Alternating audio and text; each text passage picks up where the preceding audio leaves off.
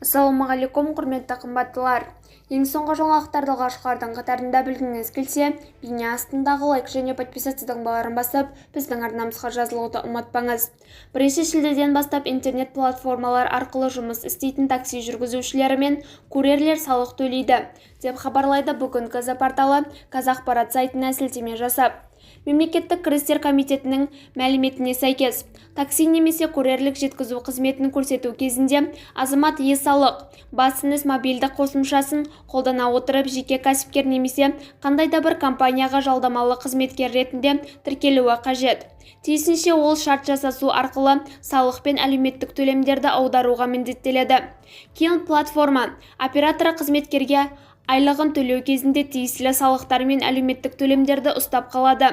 Артынша бұл мәліметтер автоматты түрде мемлекеттік кірістер комитетіне беріледі. Бізді бақылауды жалғастырыңыз. Арнамызға жазылып, бір ғана лайк түймесін басуды ұмытпаңыз. Лайк басқан қолдарыңыз қабатылғанның қабырғаларын ұстасын. Сау саламат болыңыз.